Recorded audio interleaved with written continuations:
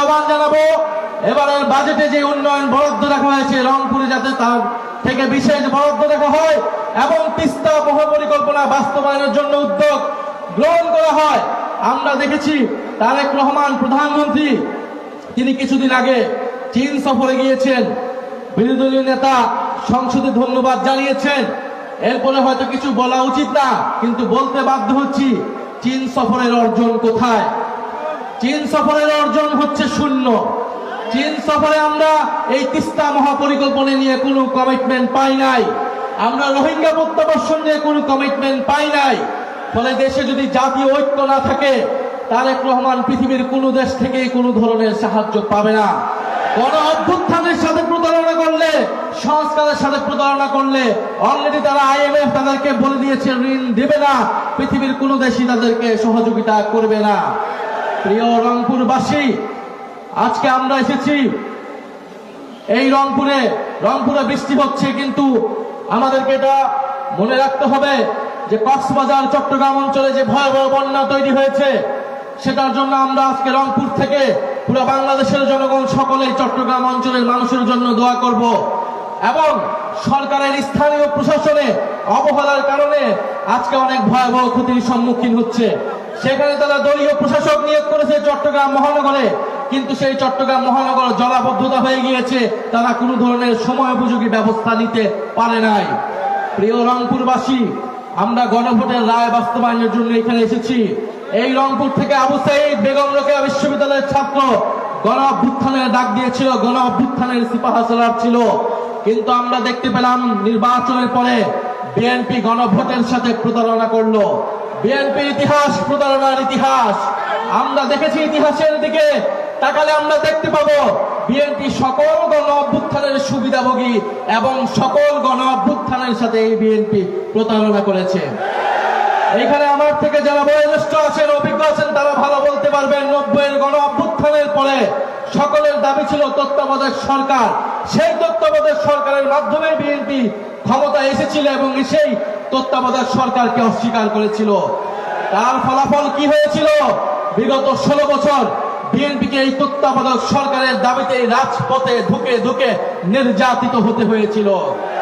আজকে বিএনপি যেই গণভোটের কারণে, যেই সংস্কারের কারণে, যেই জুলাই সনদের কারণে বিএনপি ক্ষমতায় আসতে পেরেছে, তার সাথে বিএনপি প্রতারণা করছে।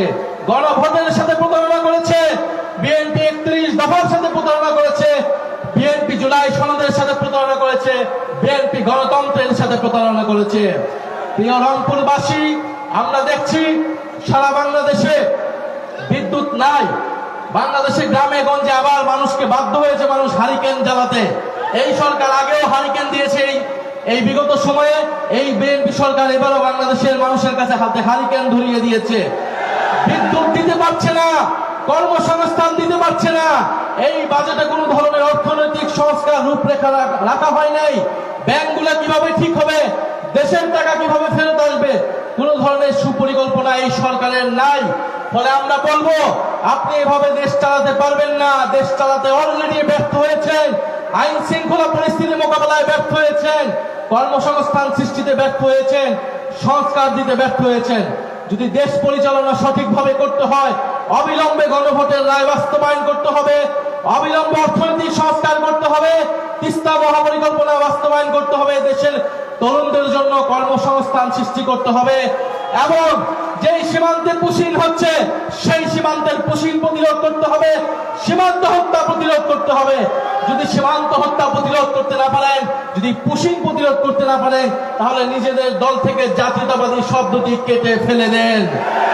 জাতীয়তাবাদের নামে ব্যবসা করবেন, নিজেদেরকে দেশপ্রেমিক দেখাবেন, অথচ সীমান্ত হত্যা রোধ করতে পারবেন না, পুশিন রোধ করতে পারবেন না। বাংলাদেশের জনগণ আপনাদেরকে তাহলে ক্ষমতায় থাকার ম্যান্ডেট দেবে না। প্রিয় রংপুরবাসী, আমরা ঐক্যবদ্ধ আছি। আপনাদের উদ্দেশ্যে এটাই আহ্বান, সংসদ এবং সংসদের বাইরে ঝড় বৃষ্টিরও যত প্রতিকূলতা থাকুক, গণভোটের রায় বাস্তবায়নের জন্য, সংস্কার বাস্তবায়নের জন্য আমরা রাজপথে থাকবো। আবু সাঈদ আমাদেরকে দায়িত্ব দিয়ে দিয়েছে, শহীদ মুগ্ধ আমাদেরকে দায়িত্ব দিয়েছে, শহীদ ওয়াসিম আমাদেরকে দায়িত্ব দিয়েছে, আমাদের ভাই ওসমান হাদি আমাদেরকে এই দায়িত্ব দিয়েছে এই দেশকে সংস্কার করা, এই দেশের আজাদী এবং সার্বভৌমত্ব রক্ষা করা। প্রিয় রংপুরবাসী, পরিশেষে একটি কথা বলে যেতে চাই। আমরা গতকাল শুনতে পেলাম একটা সাক্ষাৎকারে যে ডিসেম্বরে কে একজন দেশে আসার পরিকল্পনা করছে। আমরা ফাঁসির দড়ি রেডি করে অপেক্ষা করছি। আপনি ডিসেম্বরে আসুন, আর যখনই আসুন ফাঁসির দড়িতে তাকে ঝুলতেই হবে। আমাদের ব্যারিস্টার ফুয়াদ ভালো বলতে পারবেন, বাংলার 800 বছরের ইতিহাসে লক্ষণ সেনের পরে তিনি প্রথম শাসক, দ্বিতীয় শাসক যিনি বাংলাদেশ থেকে কাপুরুষিতভাবে পলাইতে বাধ্য হয়েছেন। বাংলাদেশ থেকে যে পালিয়ে যায় সে আর বাংলাদেশে কখনো ফেরত আসে না। পাকিস্তানিরাও এর থেকে সম্মানজনক ভাবে বিদায় নিয়েছিল, ইংরেজরাও এর থেকে সম্মানজনক ভাবে বিদায় নিয়েছিল এই দেশের মাটি থেকে। কিন্তু শেখ হাসিনা এবং আওয়ামী লীগ সরকার যত অসম্মানজনক ভাবে, কাপুরুষিত ভাবে এই দেশ থেকে, এই দেশের জনগণ ছেড়ে, তাদের নিজের নেতা কর্মীকে ছেড়ে দেশ থেকে পালিয়ে গিয়েছে, ভারতের কোলে আশ্রয় দিয়েছে, তিনি আর এই দেশে আসার সৎ সাহস কখনোই রাখবে না। বলে শেখ হাসিনা আসবে কি আসবে না এটা দিল্লির সাথে ঢাকাকে নির্ধারণ করতে হবে। দিল্লিকে স্ট্রং ভাবে মেসেজ দিতে হবে এই সরকারের। শেখ হাসিনা সেখানে বসে দেশকে অস্থিতিশীলতা করছে, এদেশের ফ্যাসিস্ট মিডিয়ার দোসরেরা সেই সকল তথ্য প্রচার করছে, বাংলাদেশের জনগণ এটা মেনে নেবে না। প্রিয় রংপুরবাসী, আপনাদের সাথে দেখা হবে। আমরা ঐক্যবদ্ধভাবে রাজপথে আছি সংস্কার বাস্তবায়নের জন্য, গণভোট বাস্তবায়নের জন্য। ইনশাল্লাহ অচিরেই আপনাদের জন্য আন্দোলনের ডাক আসবে এবং সেই ডাকে আমরা সফল হব ইনশাল্লাহ।